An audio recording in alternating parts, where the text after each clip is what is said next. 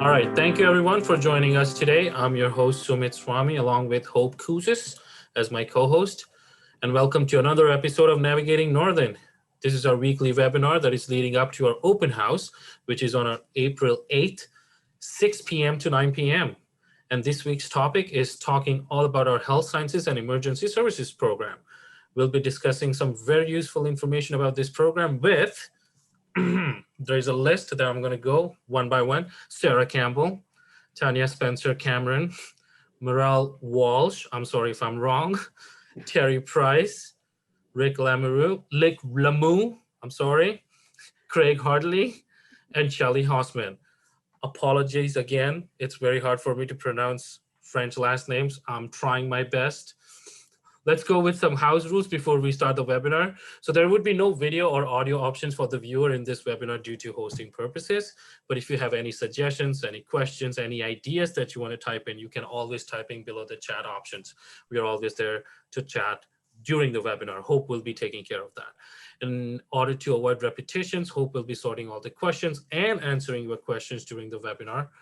So feel free to ask any questions. Plus, this webinar is going to get recorded and you can view it later from our website. You can also watch on our YouTube channel. Our YouTube channel is getting really good now.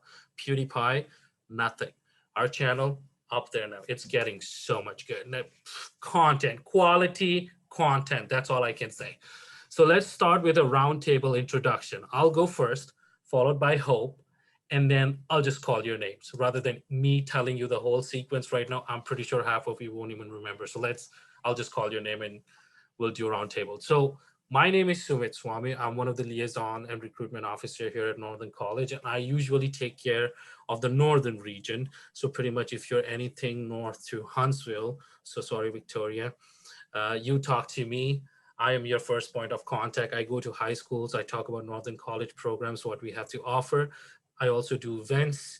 I also go to webinars, seminars. I travel all around Ontario most of the times and talk to guidance counselors, talk to principal. It's an amazing job. You always travel. You get a college vehicle that you travel and you get the college shirts first than anybody else. So I'm all Northernized all the time. That's the part of the job. Best option ever. So that's pretty much me in a nutshell. Let's go with Hope. So I'm Hope Kuzis, obviously. I am the Indigenous Recruiter and Pathways Navigator. It's a brand new position, so it's fun to tailor it to me. I basically support students who self-identify as Indigenous, whether they're First Nation, Métis, or Inuit. I'm also an alumni graduate from the Police Foundations program, so I'm pretty excited for this webinar. And that's it. Thank you very much, Hope. And let's start with Sarah. Hi, my name is Sarah Campbell. I'm the Dean of Health Sciences and Emergency Services Programs for Northern College. I've been with the college for about 18 years, and I cover several different programs. So everything from the Bachelor of Science of Nursing, Practical Nursing, Personal Support Worker, Med Lab, Pre-Health, and then on the emergency services side, we have the pre-service fire program, police foundations, and the paramedic program. We also have two graduate certificates in emergency, one in emergency management and the other one in healthcare management. So happy to join tonight and speak to anyone who's interested in coming to Northern. Thanks, Sumit. Thank you very much. Thank you. That was one introduction. I mean, the list of the programs. I am pretty sure I will never survive that job even for a week. I'm telling you, I can't. I am kind of multitasker, but not that much. So let's go with Tanya. Let's hear from you. Hi, so I'm Tanya Spencer Cameron, and I'm one of the coordinators for the Bachelor of Science in Nursing program here at Northern. So I've been with the college for about 5.5 years now, and I also teach within that BSCN program. So in addition to coordinating, I am someone who you'll encounter in some of your courses.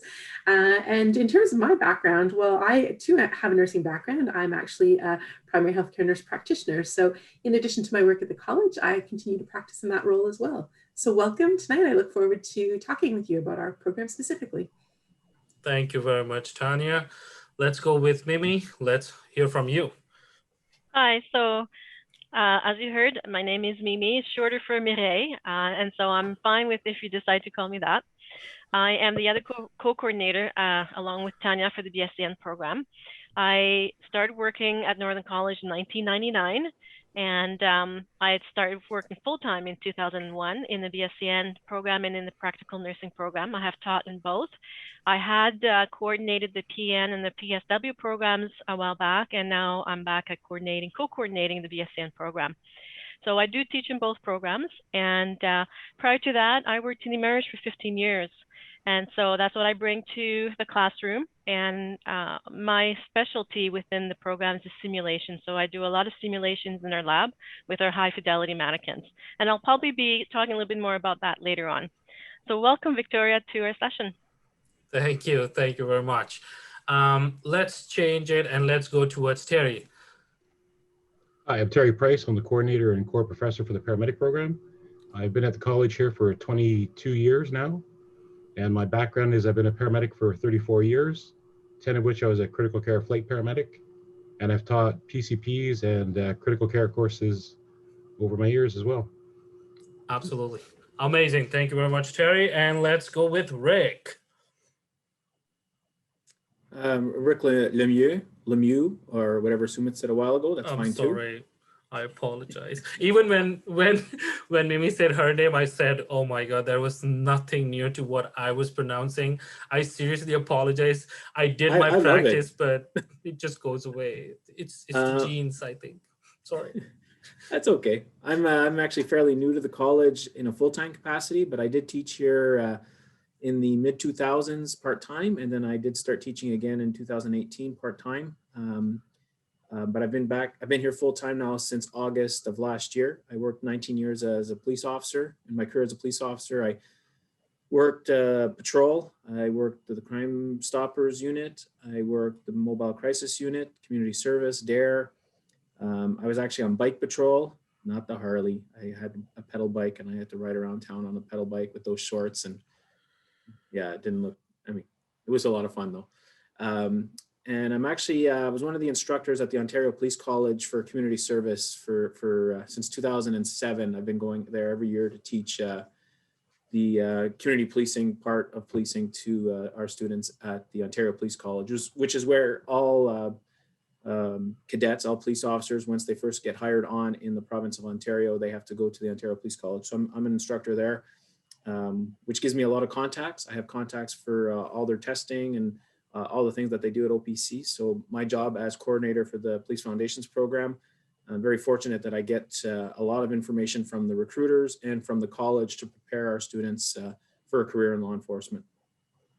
Amazing. Thank you very much, Rick. I mean, you know what? I wouldn't even think about it, because let's say if it's pedal bike and if it's shorts, I would say that's 21 Jump Street category. I mean, that's cooler. So yeah, it was cool. I thought it was cool. Yeah. I start my shift and they'd say, "Hey, go to the beach and make sure nobody's drinking." All right, I'll drive out to the beach. Thanks. Totally with that. Why not?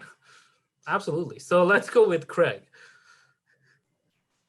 Yeah, I'm not wearing bicycle shorts and riding around town, so that's definitely out of the question. But hi, my name's Craig Hartley. I'm the pre-service fire coordinator at Northern College. I've been in Northern College for probably the last 14 years, been the coordinator for the last 6 or 7, I think. And I've been a full-time firefighter, I still am a full-time firefighter with the city of Timmins for the last almost 17 years. So not only are we bringing the theory, but myself and the other instructors within the program are bringing their real life experience to the program and share their successes and failures with the students. And hopefully they don't make the same mistakes we did. Absolutely. And that is also one of the things that, and I always talk about that, that's what makes us a little bit unique, because people who teach you are not who were in the field, who are in the field. And I think that creates a big difference. But I'll start talking about the college again, and my recruiter will come out. So rather than, let's go to Shelley.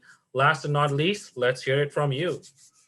Hi, my name is Shelley Hoffman, and I'm the coordinator for the practical nursing and the personal support worker programs.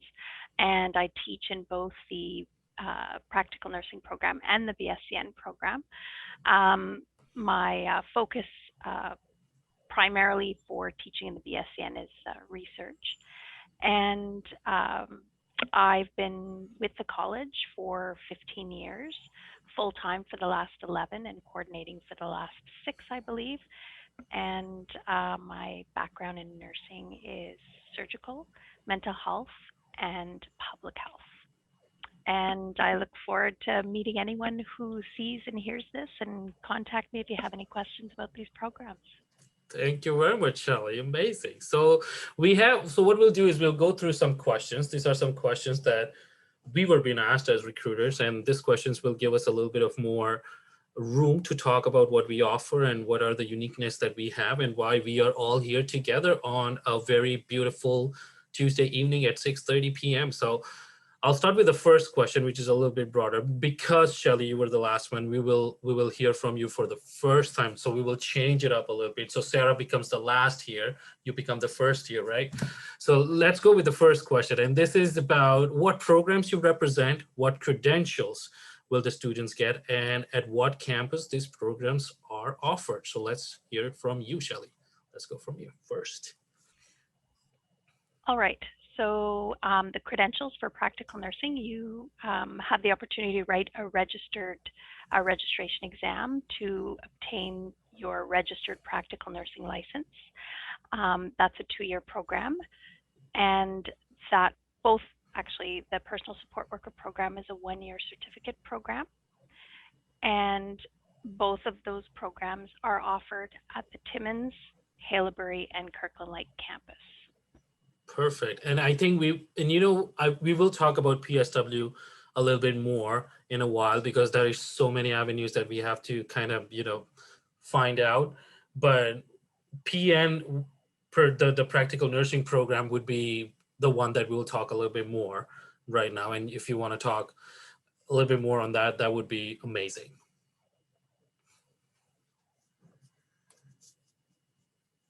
So I'm going to work on the microphone skill first off. And to start with the PN program, it's a 2-year program from start to finish.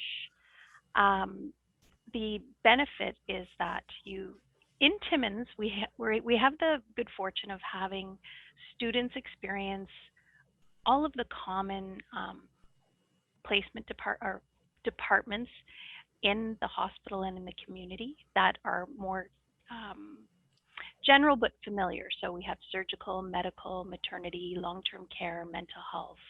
Other programs in other communities where they're larger, there are competing schools for placements. And of course, with the current pandemic, there are even further challenges to having the opportunity to have those placements. So that's a real benefit right now, that during this pandemic, students are still experiencing all of those placements. We have smaller class sizes. It gives us the opportunity to get to know you as students. We can assist if you need one-on-one assistance in guidance with a skill or with an assignment. We have simulation built into our program. Actually, Mimi, who coordinates the BSCN, has really built up our simulation program beautifully. So it allows students to have challenging clinical experiences in a safe environment in the lab with support from faculty to guide the learning. We provide excellent support and preparation for the registration exam. And we really encourage and guide students to know that their preceptorship experience will be the best job interview for a soon-to-be graduate nurse. Thank you. Oh, amazing. Thank you, Shelley. So as you talked about simulation and you talked about BSCN program, why not talk about BSCN program? So Mimi and Tanya, if you want to take over and talk about a little bit about the BSCN, the Bachelor's of Nursing that is going on with us, it would be perfect. Great. Okay, so I'm going to pick up here because Mimi's going to talk a little later about that simulation we keep hearing referred to. Understanding between, eh? Exactly. So what we call the Collaborative Bachelor of Science in Nursing program at Northern is actually a 4-year program. So it's a 4-year degree program that we offer in collaboration with Laurentian University. And there are 3 other Ontario colleges that are also partners with us in that collaboration. So students who enter the Bachelor of Science in Nursing program at Northern will complete all 4 years of study at Northern College. And that's unique to some Bachelor of Science in Nursing collaborations. In other parts of the province, students will attend maybe 1 or 2 years of the program at the college where they begin, but then have to transfer to the collaborative partner university for the second, third, or fourth year. So that's a unique experience here where we can have all 4 years on campus here with us at Northern, which really helps to develop, strong relationships and support through the faculty, partnerships within the community as you build your experience and knowledge through the program. So we offer this program annually on the Timmins campus. On a less regular, less frequent basis, we occasionally offer at our Kirkland Lake campus. We are not offering an intake for the upcoming year at our Kirkland Lake campus, however. So we have an inclusion of both laboratory and clinical-based learning that is also part of that curriculum in addition to theoretical components. So our program is really rooted in sort of 5 tenets or principles, and those are health, healing, professional caring, relational practice, and professional growth. And then, so over the course of the 4 years, you'll see that those tenets kind of repeat themselves. And what happens is the learning is leveled and grows over the course of each year in the program. And that's achieved through several curricular streams. So streams that are focused more in science, streams that are kind of core nursing curriculum, as well as some electives to sort of round off that learning that's part of a degree granting process. And so those key nursing processes that we learn through are really nursing praxis, nursing knowledge, sort of time and transition in learning, as well as context and culture, in addition to reflective practice. So what's really nice in our program is that nursing students start learning that theory on week 1, but they also are immediately immersed into the laboratory environment on week 1. And clinical placements actually begin by about week 6 of the program. And then there is a weekly clinical placement that takes place essentially from there on through to the end of year 4. Okay. And again, Mimi will speak a little bit more to that later. So that's an exciting component of the program. And so then once you reach year 4 and successfully complete the BSCN program, then as a graduate, you're eligible to write the Registered Nurse Credentialing exam in Ontario, which we call the NCLEX, through the College of Nurses of Ontario. And successful completion of that credentialing exam is your sort of ticket to enter practice as a registered nurse. And at Northern, we actually have really, really high outcomes on that credentialing exam. So our graduates perform very well on that credentialing exam, are very successful on their first attempt at writing. And in fact, within our collaborative partners, our students often perform over and above some of our other colleges and universities within the province, which we're really excited about. We know then that our students are leaving the program well prepared, ready for entry to practice, and are ready to be successful on that credentialing exam. And then from there, they're prepared to work in any sort of nursing position within the province of Ontario. So that could range from long-term care to medical surgical nursing to emergency, like Mimi alluded to, or public health, like Shelley alluded to. So we have a variety of opportunities that present to our graduates from there. Thank you. Thank you. That is such an, and that's what it is. Northern College is all about that, right? The passion, the small class sizes, the personal attention, you not being a student ID, but you being you. And, we know you, what your personality is, and we nurture you in that sense. And that's what makes us very unique. And that's pretty much every time it sums up to that whole concept where we talk about it and we say, this is how our programmings are being designed. So talking about, we talked about BSCN, let's go to Police Foundation. Let's talk about how our future students can be in 21 Jump Street again. I teach them right away how to ride a bike. That's the first thing. And the shorts. Yeah, I got to put those shorts on. Like I said earlier, I've only been in this program as a coordinator since, this year. I assisted with our former coordinator, Mac Pettigrew, who was a retired OPP officer for the last year. And he brought this program to a level that is, so much more than what I could imagine. This is basically, with our facility here, is a mini Ontario Police College. So a big problem, I think, a lot of times with students that just sitting in class all day is long. What we do is you'll sit in class, you'll learn about, traffic accidents And instead of just learning about it in class, I set up a traffic accident. We have in the back of the college here, we actually have an intersection where I could set up vehicles and I could actually get the students to go out and investigate a collision. And a lot of times what I'll do is I'll use students from the second year for the first and first years for the second, so they don't really know each other. And you actually get thrown into these situations where you have to apply what you just learned. And then I actually surprise them 2-3 weeks later and I get them to testify in court. Because here at Northern College, we actually have a courtroom. Pre-COVID, my plan was, of course, to bring in lawyers and bring in people, because I do have a lot of friends in law enforcement, and bring them in to actually question our students and kind of put them on the spot. And all this for, of course, the reasons just to prepare them for a career in policing.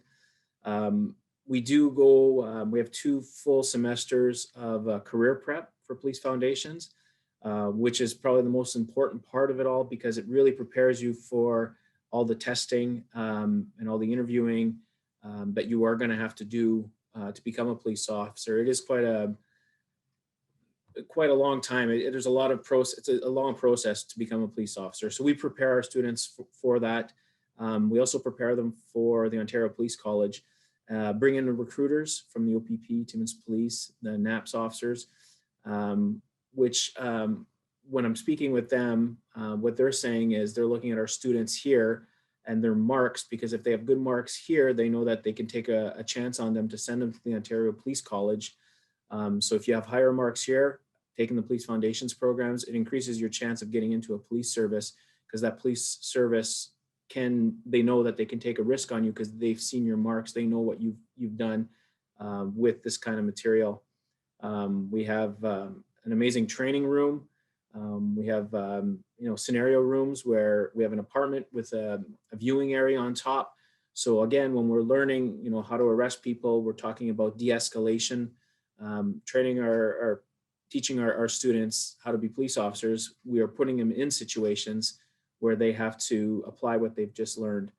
I have a lot of friends with the Timmins Police Service, and anytime they're in the building, I get them to come and watch the students do the scenarios from our viewing area.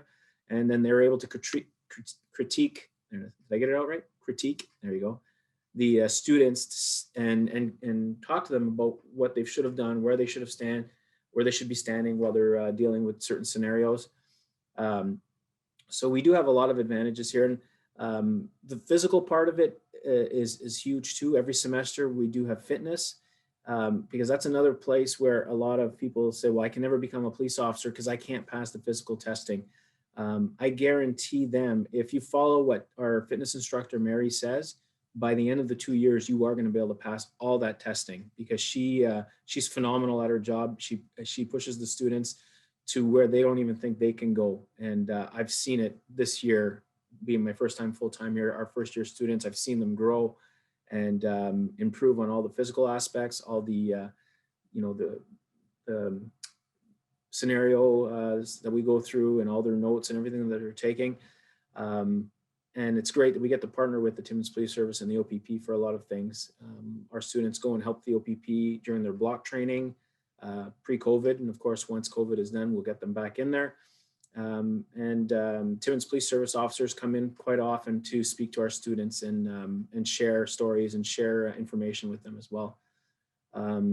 What I can promise the students, after 2 years of taking this program, you will be well prepared for any type of testing that a police service is going to give you. I should mention just really quick, I know I'm talking long. Am I talking too long? No. A lot of times they think police foundations is only for policing, but we do prepare students for other things as well. Some of our students, of course, have gone on to policing, quite a few. With Timmins Police Service right now, out of the 80 officers, 15 of them that I know of have taken the program here at Northern. With the OPP, I requested them to send me anybody who's taken the program here at Northern. There's over 30 officers in our region with OPP officers that took the program here at Northern College. So, and that doesn't count all the other police services that they've applied to. I know of several RCMP officers out in Alberta, but there's also some that have gone on to work with the MNR. We've had some that have become dispatchers. In fact, we have one student right now. Her goal is not to be a police officer. Her goal is to become a dispatcher. We do have the same portable radios that police officers use. So when we do scenarios, I get them to call for backup. I get them to use the radios as if they're at real calls. And she has been playing the part as our dispatcher. So I give her the information and she's been working at doing that. There's also some that have gone on to do social work, bylaw officers, security officers. Right now, anywhere I go in town, I see my students from the last couple of years. They're always, hey, Professor Rick, hey, how's it going? So they're all working security right now, which is a great stepping stone to get to a career in law enforcement with policing. Amazing. Thank you very much, Rick. Actually, you know, that's what it is, personal attention, right? She likes to dispatch. Here you go. You practice on that. And the other thing is when he mentioned about that apartment, right, that we have an apartment, that apartment is amazing. Oh my God, the kitchen. I love cooking and my kitchen is the tiniest kitchen you can ever get. And that kitchen, every time I go, my heart just sinks. I want to live there. Sarah Campbell, you are the dean. Can we not do something about it? Cannot a recruiter live in the campus? Is it not possible? Well, I was thinking the same thing. This is perfect because I'd be right at work. I mean, this would be perfect for me. Yeah. There's even free Wi-Fi. So, I mean, I'm just sold on the kitchen. The kitchen is the best. Oh my God. I should have mentioned too, there's a fingerprint room, jail cell. I've mentioned the courtroom. So, and the intersection in the back. So we have all these different avenues for us to prepare our students. Absolutely perfect. It's the perfect balance of personal physical activities and also simulation, because we have ADMS, that's Advanced Disaster Management System, which is like pretty much $1 million system, which has been used by Homeland Security in the US. So it's one of the unique selling points that we have. And I think it's only one right now in Canada. I don't know if any other colleges had it, but we know that we have it. It's a huge server room at the back, and you have the humongous screen here, which the wall is pretty much the screen. And then you go in there as in simulation, and you do the simulation part. So it's both the sides, physical practice with the apartment and intersection, and also the virtual side of it too. So talking about that, because we're talking so much about Police Foundation, let's keep the theme for emergency services, and let's go to you, Terry. Let's talk about a little bit more about paramedics. Okay. Well, currently the paramedic program is a 2-year, 4-semester course. 3 semesters here in class, and then the 4th semester you're somewhere in the province of Ontario in the back of an ambulance with a crew doing clinicals. I say currently because we're in the process right now of changing. So provincially, it's going to be going to an advanced diploma program, which is a 3-year program. So there'd be 5 semesters in class and 1 semester still as clinical. And unfortunately, that's been sort of put on hold right now because of COVID. So for the time being, it's still going to be the 2-year program. Our instructors are all practicing paramedics. So in the labs, when you're doing clinicals, they are all practicing medics. And as some of the people mentioned already, we have the apartment, but we also have the jail cell. We have a 4-way intersection outside where we can do MVCs. And what's unique about this building too, it's the Integrated Emergency Services Complex, is we not only have the college emergency services, we have the South End Fire Department, the South End Ambulance Base, and Timmins Police also has an office here. So it makes it quite interesting for our students to be able to see not just the academic side, but also the real side as well.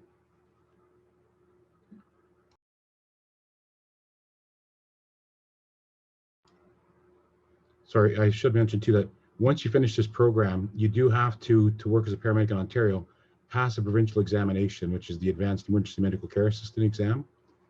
And we do prepare you for that.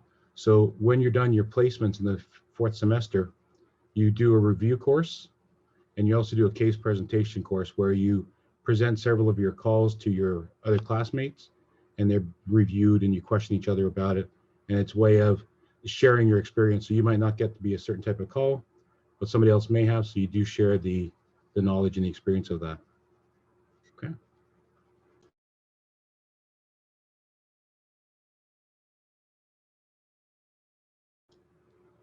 You're muted. The shame. I was just looking at Craig and I just told Craig, let's talk about firefighting a little bit. And then I'm like, Craig is not responding. Maybe I think my internet is lagging, but thank you so much, Terry. Yeah, apologies. I was going to let you go to see how long it would take you to figure it out. Thank you, Terry. Awesome. All right, is it to me now? Is that what we're doing? Yes, sir. Okay, so clearly my mic is on, so that's a good thing. So yeah. Okay. Yeah, I get that job in before I gotta go. Yeah, so the fire program, we're a 3-semester program. We start in September. We end somewhere around the first week of June, second week of June, depends on how the COVID's impacting the course calendar, but that's usually the plan. We offer all kinds of credentialing in the under NFPA, the National Fire Protection Agency. So the credentials that you're able to write certification exams for at the end of the year are national certifications. You can work anywhere in Canada, anywhere in the States. There are some other places outside of North America that will accept the same credentialing. So we're going to give you NFPA 1001, firefighter level 1 and 2. We're going to give you hazmat, NFPA 1072, awareness and operations. And we also give you NFPA 1006, technical rope rescue, chapter 5. So the program's kind of set up that we do firefighter 1 in the winter or the fall semester, firefighter 2 in the winter, along with hazmat, and kind of unique that we don't wait till the end of the year to offer all our certification exams. We find that the students are more successful that when we finish a block of learning, we schedule the exams with the Ontario Fire Marshal's Office and they test out right away. So when you're, instead of finishing firefighter 1 at Christmas time and waiting all the way until June to test out on that material, it's foggy in your brain. It's not at the forefront of your mind and the last thing you learn. So students traditionally weren't quite as successful. Now that we offer the testing as we complete each module, student success is much, much higher. What else can I tell you? Geez, everyone's kind of hit all on the same point, so I'm kind of lost a little bit. So I'll probably repeat myself a little bit. Benefits, smaller class sizes. I'm used to working downtown with a crew of 7, so my class sizes are typically anywhere. I've had as low as 4. We're sitting at 11 now. So conversations at the table or in the classroom are more like me sitting at work. They're more casual. I don't find I have to speed up because, I got to get through the material. I don't have 40 hands in the air asking questions. So to be able to move into certain topics and explore them more is a lot easier to do. Again, smaller class sizes, more individualized attention. I know exactly who everyone is. Although you probably don't want me in your life, I'm part of your life. I follow up on you. I know what you're doing on the weekends. I know how your family's doing. So it's very much a family atmosphere, if you want to say that, in our classroom. I think the students are well prepared when they leave. Like Rick was saying, like Tanya was saying, like Terry was saying, the new integrated emergency service complex offers so much for experiential learning for the student. Our garages, our labs are located directly across from our classrooms. We talk about something in theory in the classroom, and it's 15 steps across the hall to apply that learning. Not everyone learns by watching a PowerPoint or watching a video. So the program incorporates hands-on video, theory, casework, all those things that kind of bring it all together to hit everyone's style of learning. I'm thinking to our benefit, we have our own on-site burn facility. So a lot of other programs or other colleges, although they'll offer time in a burn facility, they're renting time in someone else's facility. So at best, they may get a weekend. Our structured program is such that the last term, which is 6 weeks long, is spent almost entirely 5 days a week for 5 weeks down in the burn building. So every other day we're doing simulated live structure fire in the building. On the off days, we're doing auto extrication, low angle rope rescue, hazmat scenarios, flammable gas fires, all those things, which are all building upon skills that we've learned throughout the year. So throughout the winter and the fall semesters, we're learning individual skills. the third semester brings all that together, where we're combining all our incident management, all our hands-on skills into fluid training, if you want to say that. The question hasn't come up. Some have mentioned problems with COVID. Hasn't really been an issue for our program this year because our program has been such not small numbers. Our class size is such that we can socially distance all the students. So for me, other than everyone wearing a mask in the class every day and daily sanitization routines, my class routine hasn't changed whatsoever. My students show up every day in uniform, prepared to do the job at hand. Absolutely. That is so true. And also, the most fascinating thing for me in the firefighting bay is remember you have those, I don't know how they're called, but the crawling space with the electric. Yeah, so that is all the props. So everything that brings you in for, forceful entry, entanglement, low profile.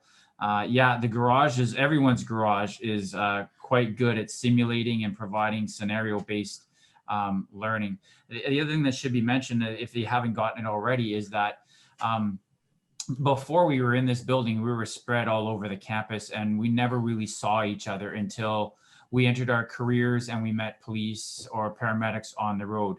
Well, now the students, in addition to with the nursing students with the scenario, we haven't been able to do scenarios this year, but last year we had a phenomenal scenario involving all our disciplines, involving nursing, and it really brought everyone together to have a better appreciation for how everyone's job plays out, and you understand their role better, and you understand why they're doing what they're doing, and maybe it makes you a little bit more understanding instead of being short on the road with, wow, why can't I park there, or why won't they let me walk over there, or why are they asking those questions?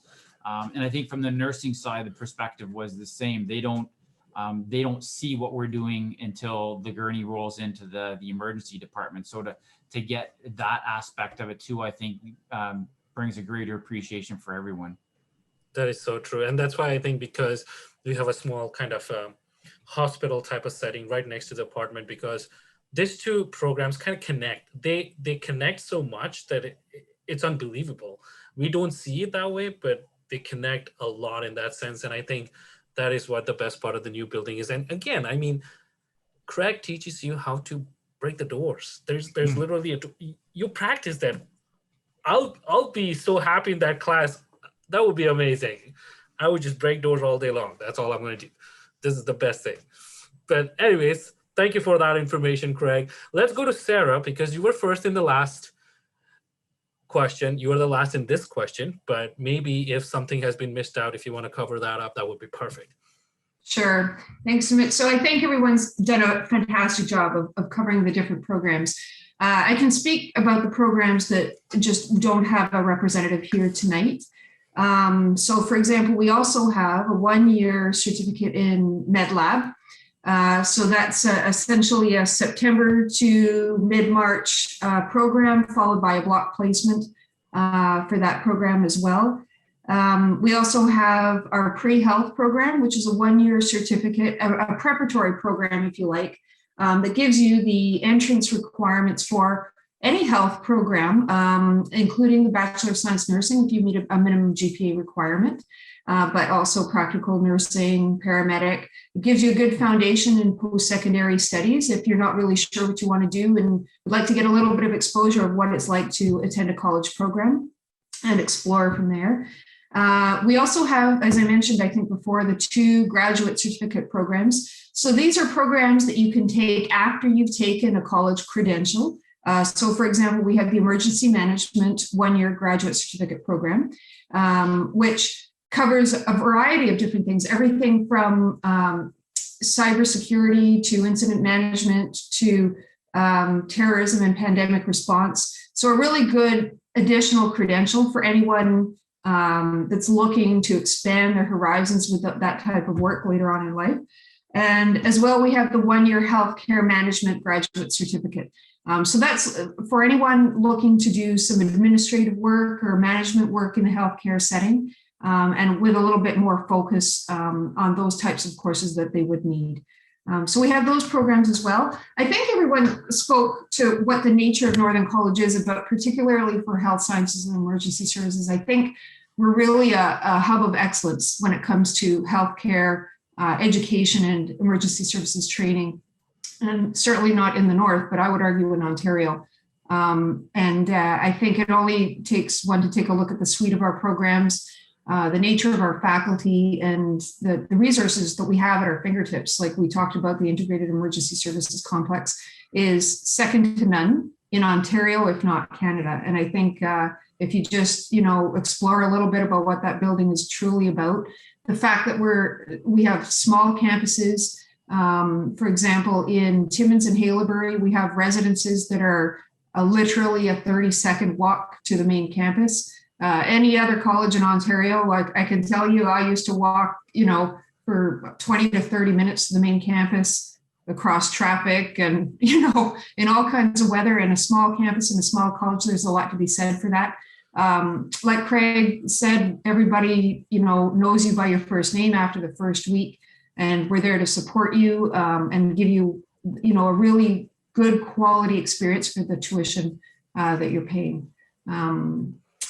So that's all I have to add. Thanks, Sumit. Yeah, and that's the thing too, because when any student comes to me and says, I want to be in health sciences or emergency services, the only thing I always tell them, no matter what your college choice is, no matter where you want to go, I understand that, I respect that, but at least come once to Northern College and see what we have to offer, because I am guaranteeing you that will at least create some kind of spark to think about Northern College, because we are so unique when it comes to health sciences and emergency services. And that always works. And I have seen students thinking about going to other colleges, and they come in here and they see what we have to offer. And I'm not saying other colleges are not doing a better job. Everybody's best at their own ability in their college.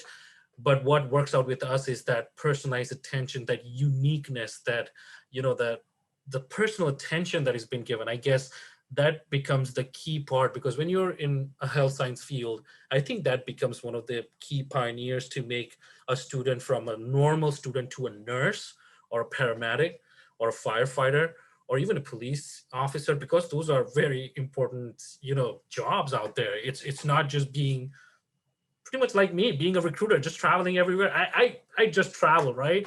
So I'm definitely not as important as compared to a police officer or firefighter, because that needs more training, and we have that at Northern College that we give. And while I have you here, Sarah, let's even talk about, let's say if somebody has already missed out on and they're just trying to look to apply. If you want to maybe give a little bit of information of what are the general admissions requirement for a student to get into. I know the programs are very broad and they have a lot of different options, but if you want to talk about it a little bit, it will help. Yeah, absolutely. So I think very generally speaking, and of course, all of this information is available on our website as well. So I'd encourage any applicants to check both the Ontario College Application Service, OCAS, and or our website. Generally speaking, for our health programs, Ontario College diplomas, which are 2-year programs, you're looking at a minimum of an English requirement at grade 12 level, as well as the sciences, so chemistry and biology, and math for some programs. In the Bachelor of Science Nursing, you're looking at having to have university level entrance requirements. So those are slightly different, just because it is a Bachelor of Science degree in collaboration with Laurentian University.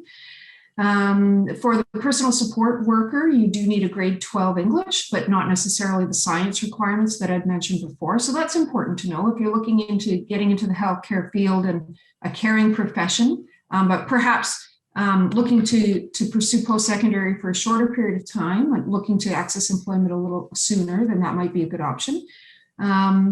And then for our emergency services, generally speaking, you're looking at grade 12 English.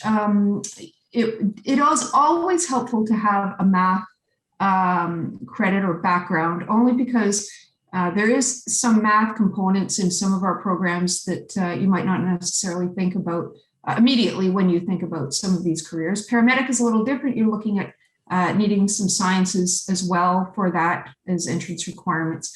And as I mentioned, the pre-health is a little different. It's a preparatory program. So not the same level of admission requirements. So if you're interested in that, there is a little bit of a difference with that program. And the two Ontario graduate certificates, of course, you do need a post-secondary credential already in order to enter those programs, because they're designed to be an additional credential to someone who already has a little bit of background in one of those particular related fields. So I hope that helps a little bit when we're talking about admission requirements. That was amazing. Actually, it helps a lot. So, and those two programs, even what Sarah talked about last time, it's the post-secondary program. So they're like a little bit of icing on the cake. Let's say you have done firefighting and now you want to even broaden your prospect, you do that program, and that will give you a little bit more options to Police Foundation. And it works out that way. So we always have a program that kind of gives you a little bit more exposure to, because specialization becomes very good for you, but it also becomes, like every coin has two sides, it also becomes limiting. So when you have something like that on top of it bundled up, it also improves your options to get more into the field. So let's talk about the elephant in the room. We know we're going through a year now and still going. The vaccines are out, but let's talk about how the classroom looks in a typical day pre-COVID and what has happened with COVID. And let's say if COVID is being done pretty soon, or let's say if we are able to fight it, will we have any hybrid options still going on after it or not? How would that look like? So let's talk about Health Sciences program, and let's hear it from maybe Tanya and Mimi, and talk about it, how PN, PSW, BSc, and how are they looking at? How are, for sure. Okay, so pre-COVID time, typically a day that would look like for a student in whether it's a practical nursing program, the personal support worker program, and the bachelor's program, the students is required to attend about 3 to 4 days of classes during the week. And then in the first semester, 2 of our programs does not have any clinical, the PN and PSW. The BSCN does have clinical that does start, as Tanya had alluded to. And from the second semester on, every program has clinical. So the class time basically decreases from to about 3 days a week. And then there's 1 to 2 days a week of clinical, where the students are placed in long-term care agencies or in a hospital setting or in a community setting, depending on the year of the program they're at, and depending on the theory that they're learning during that academic year. So in addition to that, we also have our labs. We have 2 labs, actually pretty big labs. The first lab is for the basic skills, where they learned nursing basic skills like hygiene, bed making, taking vital signs, and we also have the health assessment courses where the practice occurs in that particular lab. The other lab that we have is more geared towards the complex skills, as well as all our simulations. We have high fidelity mannequins, so that will do all kinds of functions. So we can take vital signs on these mannequins. These mannequins have voices. They will respond to you. They will be able to blink. Their pupils will constrict. We can take the respiratory rate. We can feel for pulses at whether it's in the wrist or down by the ankle. Where they have the ability to void. They have the ability to seizure. It's incredible what we can do with these mannequins. And so our ability to conduct the simulations is tremendous. It's, as Shelley had mentioned, it provides a very safe environment to practice those skills. And then they can translate that knowledge that they have acquired, the students have acquired in the lab, into the clinical setting. And so what that does is that it increases the student's self-esteem and confidence in being able to, deliver safe patient care in a clinical setting. We also have an apartment. Did you know that in our side of the building? So just in case you couldn't have access to the apartment in the new integrated service building, we also have one as well. And this is where the PSW program does a lot of hands-on learning should they decide to practice in the community setting and in people's homes. So, and what we've also done in the past is we've hosted an interprofessional collaborative simulation involving police foundations and paramedics and nursing, where we had a domestic violence that had occurred in the apartment. Police were called at the scene, and so on and so on. And then that whole process of involving the police and the paramedics, and then eventually transporting the patient to the emerge setting into our more complex lab has occurred. So we've done a few of those interprofessional collaborative simulations. And again, the feedback that we've obtained from our clients is just phenomenal in terms of how useful it was in understanding everybody's roles and what their role was, in terms of participating in the delivery of that care. We also, something that wasn't mentioned, in the integrated emergency service complex, we also have an emergency room in that building as well, which facilitated that simulation that we conducted last year, where there was a motor vehicle collision. So for nursing students, we have the ability to do the simulations in our 2 buildings. What I also wanted to allude to is the fact that our nursing programs have to undergo accreditation processes and approval processes. And one feedback that was obtained after one of those processes that had occurred is that the accreditors commented that as soon as they walked in our building, they felt a sense of family. And they could see the interactions that the professors and the students were having to, all the way to our support staff, to our managers, to our dean, and so on. And they were just commenting on how warm it was to be in our building because of those human resources and those interactions.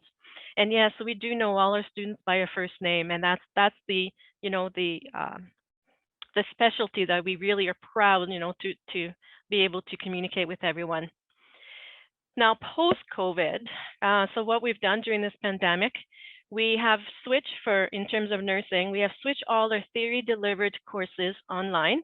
It is synchronous, so we're still having contact with all our students via a platform similar to Zoom. And so we have the opportunity to interact with our students, and deliver a theory. However, for our lab components and all the simulations, that is still occurring face-to-face in smaller numbers in our labs. So we have maintained that ability to practice our hands-on skill. In addition, here in Timmins, and then in Kirkland Lake as well, and Haileybury, our agencies have also allowed our students to continue doing the clinical placement and to be able to acquire those clinical hours, unlike other areas, unfortunately, in the province. So we're very, very lucky and fortunate to have been able to provide that to all our students. In terms of next fall, hopefully we can maintain that. We're really planning to be able to continue with its delivery that we have done in the past year, maintain our online courses, theory delivery, but again, the hands-on, we are hoping to still continue being able to facilitate that process in the labs. So clinical time typically does increase as the program, as you progress through the program. So initially you may have maybe just 1 hour, or sorry, a 1 day a week. By the time you get into the upper levels, or even in second year in the practical nursing program, or even the second semester of the practical nursing program, I should say, you're up to 2 days a week in a clinical setting. This typically occurs in our third year BSCN program as well. And you also have an opportunity to do a community placement on 2 different occasions in the third year of the BSCN program. And then both PSW, practical nursing, and BSCN, you all have a consolidation or preceptorship placement to complete at the end of your program. In the BSCN program, you actually have 2 consolidation placements. One in the fall semester, consisting of about 200 hours. And then again, during the winter semester, during the last semester of your program, which is about 360 hours of clinical time. So there's tremendous opportunity for applying those skills in the clinical setting, in addition to the simulations and labs. And I think the one thing I want to just share with you before I turn it back to you, Sumit, is that we had a grad that came back to us and shared with us that when she was participating during an interview, she was undergoing an interview, and they were really throwing at her all these scenarios in terms of how would you manage, how would you react. And she shared with us that the only thing she kept thinking about is, what did we do in simulation? And she was just thinking about all of those things that we had ran, and then she was able to apply and answer those questions. And it eventually led to, quote unquote, my dream job. And she was able to obtain it. So I just wanted to share that. Yes, thank you. Thank you. That's what we're talking about. That's what happens with health sciences here. There's some kind of magic that happens in those labs. There's some kind of magic that happens in paramedics lab, and when Craig is breaking all the doors and everything, there's something that's kind of working out. Talking about it, I know, Craig, you have a shift at 8 o'clock, so I would understand if you have to go. Thank you very much for taking the time and being with us today. Really appreciate it. Yes, thank you. Duty calls, I gotta go. Enjoy Absolutely. the rest of the video. We'll talk to you guys later. Thank you. Thank you very much. Bye. Bye. So coming back to that, I also, I know that I have personally also spoken, because when I go for recruitment, I have parents also who are graduated from Northern College, and they talk about how they took the nursing program and how it worked out so well. And sometimes you have the elder sister or someone who came in for the program, and they ask about, so you have no idea, Tanya, how many people have asked me about you, or maybe somebody has asked me about Shelly, you too, and we talk about it. And I remember I also had a FaceTime with one of the Mac's family member that I bumped into Hamilton, and we had a FaceTime, and I called Mac and we had a conversation. So it happens, because whatever you are doing, you're doing amazing, and it's creating an impact. So I would like to commend you on that, because the program is working. We have excellent services. The students are doing amazing. And it becomes very easy for me to talk about. And that's why I always come in and say, come into the campus, see what we have to offer. And I think you will change your mind for even a second, because that's more than enough. So we talked about how health sciences program will be changing, but let's talk about emergency services. Rick, if you want to add, and maybe Terry, if you have to add something, let's start with Rick, and then maybe Terry, if you want to add something, and if he has covered already, that's fine. So let's go to you. Yeah, so for us, pre-COVID, it starts first day in police foundations, and I'm sure with the paramedic program as well, uniform fittings. And this is by design, especially for police officers, is to show a respect for the uniform, and how, how you act. When you act a certain way in that uniform, you're actually having an impact on everybody who wears that uniform. So a big portion of what I'm trying to teach with the students here for Police Foundations is respect for the uniform, respect for our community, respect for everybody, because that's how you become a good police officer. The students are actually put into platoons, basically trying to simulate a real police service. Before pre-COVID, we start every morning, same time with drill. So it's funny, at first I thought, oh, they're not going to like this. They're not going to want to come here half hour early and do drill and run, the days that they don't have fitness, we'd run around the building and just do a little bit of exercise. And it was like a team building thing. They loved, the students absolutely adored doing drill and learning how to march. And we do this to prepare them again for the Ontario Police College. Because at the Ontario Police College, from class to class, you are marching with your platoon. Which is what we're doing here. So pre-COVID, we got to do this kind of stuff. And of course, all the scenarios. So if you were in your provincial offenses class, well, when you're going over the Trespass to Property Act, we do scenarios that reflect the Trespass to Property Act. When you're doing the Liquor License Act, we go over scenarios with the Liquor License Act. And then when we get into our investigation and interviewing class, we really do have to interview people. And I get them to record interviews with family members and stuff, just to get them used to interviewing people. Once COVID hit, we had to change a couple things. For scenarios, we were still able to do several scenarios in-house. But what I did was I actually created scenarios on paper that they would have to read and go over at home, and then answer certain questions of how they act, how they would react, and what they would do in those scenarios. I don't think it's as good as the hands-on training, and we still get to do that from time to time. We just haven't been able to do it as much as before, but they still are learning quite a bit from those scenarios. And then I could grade those scenarios that they get at home and give them, critique it, basically go over and say, look, why did you do this? Why didn't you, what about this kind of charge? Or what, why did you charge this person? Could you not have just talked to them and given them a warning? And it was just a great way for them to learn. It's not hands-on, but it's still fairly close to hands-on, because they do have to put themselves in that situation, even if it is mentally. I'm hoping once COVID is done that we can get back to the way things were before and get a lot of hands-on training. But the students are still getting a lot, even during these COVID times. I'm getting so much positive feedback from our students. that absolutely love the program, which makes me feel so good when I get emails saying, thanks for everything you do, Rick. And I had actually 3 students that are struggling with an assignment for their provincial offenses with Staff Sergeant Forte, who actually is a graduate of the program as well. And now he's one of the instructors. He's a staff sergeant with the Timmins Police Service and was on my platoon years ago. But they're doing an assignment for him. And the 3 students came by the college tonight because they knew I was going to be here. And so I assisted them with their assignment, and we went over the different provincial offenses that they had to. So it's just, and again, when they were leaving, they were like, thanks so much, Rick. And it's just a great feeling. Like I said, I'm hoping that we can get back to things the way they were, but if not, we're making the best of it. And the students are still getting a great education. They're still getting well prepared for all the testing that they have to do in policing. And for the physical aspect, they do have to record themselves doing their workouts. And one of their assignments is they have to create their own workout and create like a workout. I'm going to send it to you, Sumit. I'll send it all to you so you could try it out if you want and do their workouts that they're creating. But they are creating their own workouts for everybody to do. So again, it's not the same, but we are doing the best that we can, and they're still getting a great education towards their dream jobs. Thank you very much, Rick. Really very well said. Actually, that's the key of it, right?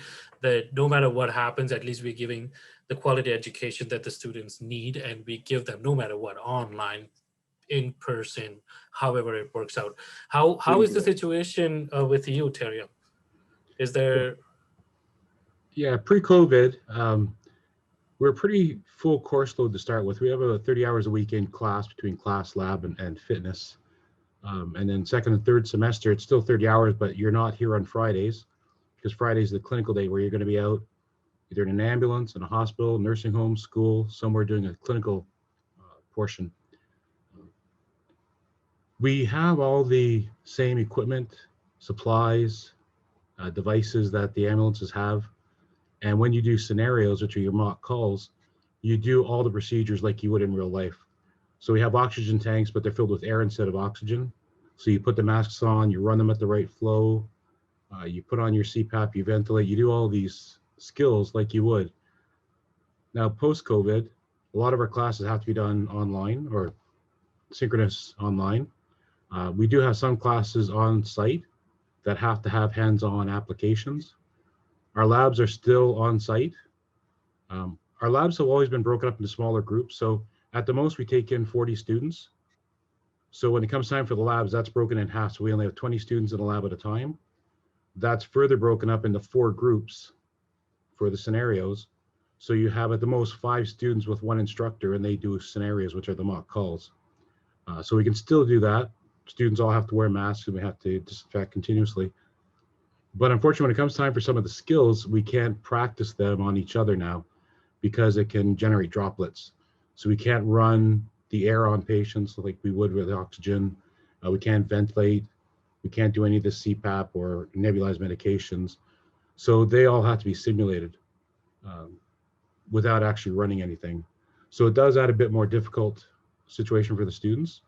They can practice it not on a person, so on a mannequin they can do it, but it's still not the same as trying to do it to a real person. So there is a slight change, but they're still getting all the same hours, the same experiences, just in a bit more of a roundabout way. All right, thank you very much. And that's the key. I mean, because of the small classes, it doesn't change much for us.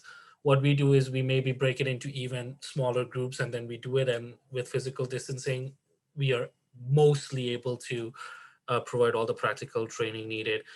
Sarah, let's go to you. Is there anything else, any program that you want to talk about pre-COVID, COVID, and post-COVID situations?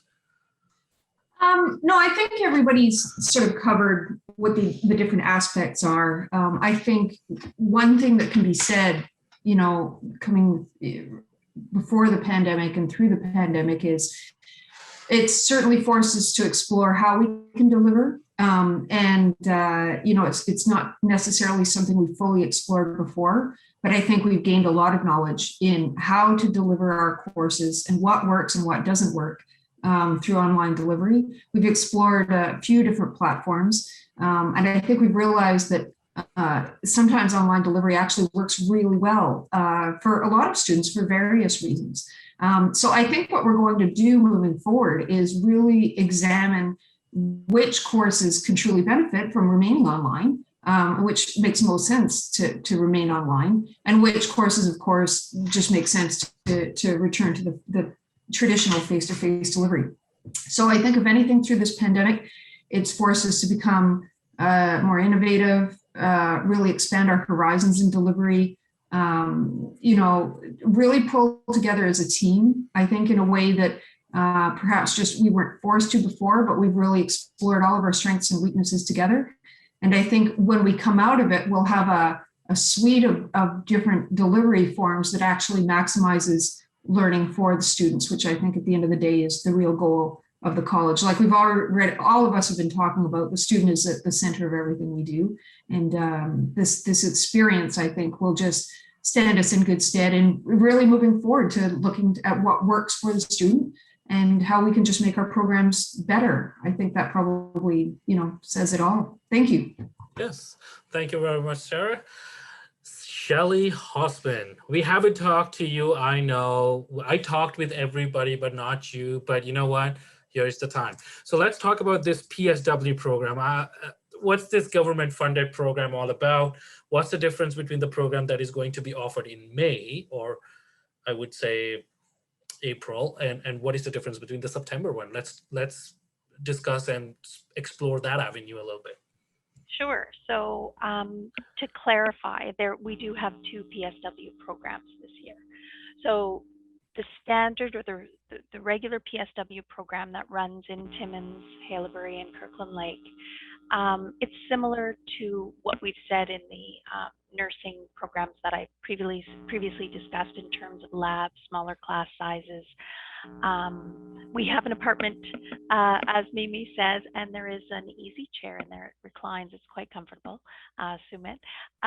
But we do offer in the PSW a solid foundation and skills that prepares students for practicing, from going from a novice healthcare student, PSW student, to practicing within 9 months. Clinical placements occur in the long-term care environment, and this is where PSWs are currently in demand. There's opportunity to complete preceptorship in a long-term care facility, the same or similar to students who've done clinical placement in long-term care. But as well, they also have the option of doing their preceptorship in the community environment if this is something that they prefer. So in a couple of our classes, we do introduce those opportunities as well. So to add to that, now that program begins in September at all campuses. With the government's announcement of increasing the amount of healthcare workers, PSWs, there is the accelerated PSW program. So when normally we have 2 semesters of 15 weeks, this is 2 semesters of 12 weeks. So you still, as a student of the accelerated program, this is a funded program. The specifics of the funding, we would have to, we'll be receiving clarification from the government quite soon. But the benefit, you'll receive the benefits of the entire PSW program, but it's simply compressed within 12 weeks. So the first semester is compressed into a 12-week semester. And then in the second semester, when normally the first piece of that semester is 9 weeks long, we've compressed that to 6 weeks. And then the preceptorship experience it's actually at 6 weeks. Normally it's 7 weeks. But during that initial part of that second semester, during that 6 weeks, we've actually simply increased the daily hours during their clinical placement to ensure that during that initial introduction into clinical placement for PSWs, we haven't lost any hours in guiding them in that practice environment. Also, in terms of that funding, again, I'm not entirely clear on all the specifics. The specifics are coming to us, but students will also be paid for a maximum of 300 hours of clinical placement and or preceptorship. So the details again will be announced once that information is provided. And I think that's about it. All right, so thank you very much for that information. And now this is the last question. And I know all the coordinators have been spoken and they're talking about their program for a very long time. So you know what? You guys take a little bit of rest time, and I'm only going to bug Sarah for this. She can talk about it. She's the dean. So hey, she'll do it. So let's talk to you for this last question and get a little bit of more info on if there are any, like, let's say, co-op opportunities, if there are any pathways, are there any articulation agreements for these programs? If you can shine a little bit more information for our future students, that would be amazing. Sure. Thank you, Sumit. So when we talk about pathways and articulation agreements, I think we're really talking about two different things. So from a point of view of pathways, I think a good example of a pathway, for example, would be from our pre-health preparatory program into any of our health sciences programs. So we really, or the paramedic program, for example. So it's really a pathway for students to sort of find themselves, find what really interests them, get their feet under them as far as their academic study, decide what avenue really interests them. And then we provide the pathway forward to enable them to pursue that dream career of wherever they're intended to be headed. And I think, part of the pathway is that's exactly what it is, taking steps towards that future career. So like I said, the pre-health program provides you with the prerequisites for the program, but also provides you with those sort of non-tangible things that are also critical. So experience in the classroom, experience taking a college level course, experience around what the expectations are and evaluation systems. So those pathways are there. We even have pathways in the form of dual credits, for example. So, Northern College works with the local high schools and district school boards to offer students an opportunity to take a credit in their high school that's a dual credit. So they get a credit for high school and a credit for college. So that's, Northern College is involved with pathways under the School College Work Initiative program, which I'm part of as well. So we have pathways in that sense. And then we also have multiple articulation agreements. And what that really means is universities have taken a look at our college programs and decided, yes, those applicants should really get credit towards our degree programs. And we'd like to work with Northern College to do that. And so we've got multiple university partners where once you graduate from one of our programs, you can enter immediately into one of their degree programs and have credit towards their degree. So it shortens your post-secondary study towards your degree. So all of those articulation agreements, I believe, are on our website. I'll give you an example of one that we're working on at this very moment, actually. We're looking at taking our graduates from our emergency management program, and the Justice Institute of British Columbia, JIBC, is looking at giving our graduates from that program credit towards their degree in emergency management. And that is a completely online program. So in other words, you can start and finish your degree in emergency management at the moment, once we get this articulation agreement finalized here in Northern Ontario, which I think is a really critical point for us as an institution. I think we need to be recognized for the fact that, our youth, both from Northern Ontario and the youth from Southern Ontario, can look to us as being a center of excellence in health sciences. Obviously, I think we've talked about that a lot, but with the Integrated Emergency Services Complex and those new articulation agreements we're looking at, I think we're really becoming a hub to really look towards for education at the post-secondary level, no matter where you are in Ontario, if not across Canada. So I think that's something to really keep in mind. I think, learning is a lifelong process, and it's not how we typically used to see it of, get in, get your credential and start your work life. You're always pursuing learning now throughout your career. So that's something that we try to emphasize at Northern, and make sure that whatever you're looking towards, as far as your future, we'll be there to help you along and point you in the right direction, support you as much as we can along the way. So I think that speaks to a little bit about pathways and articulation agreements, but all of that information is on our website as well, and we're happy to answer any questions about specific pathways and agreements that we have at any time. Thank you very much, Sarah, for that detailed information. So now, after this webinar, we know that Shelley is going to make you the best PSW in Ontario that any Ontarian has ever seen. Terry is going to make you an amazing paramedic with all that, simulations and all that, oxygen tank air breathing. Then we also know that Rick is going to get you ready for 21 Jump Street right away as soon as you get into the program. We also know that Tanya is going to make you the best hands-on nurse ever, and Mimi is going to give you so many scenarios that during your interview, all you have to do is just remember. So that's about it. Pretty much, it kind of covers up in a nutshell of what this team is. And I'm sorry, I forgot Craig. Craig will make you a firefighter, but he will also make you an excellent door breaker because he's very good at that too.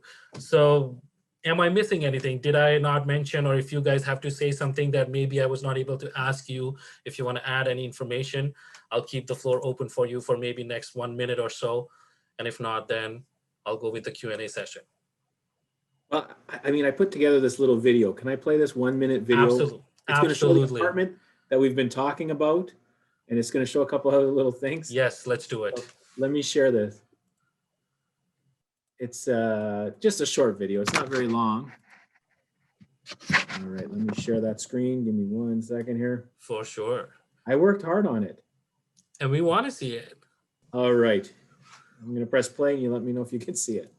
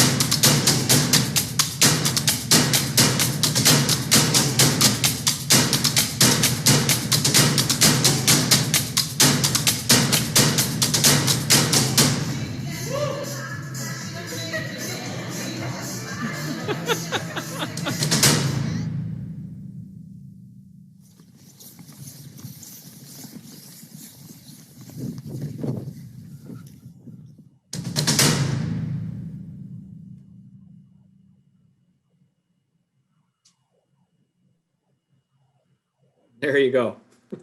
So did you guys see it? Yes. Okay. I thought it was a montage from like 21 Jump Street with Jonah Hill and Channing Tatum. I mean, even the student looked like them. I think this is 21 Jump Street. I don't know. I feel strongly now, even more. Amazing. So Hope, do we have any questions for program coordinators or anyone? There are no questions. Okay. All right. So what I'll do is I'll mention some of the information before. I think pretty much this would be it. So before we go, I have to mention some of the information for our future students. So there is a Proud to be Northern entrance bursary.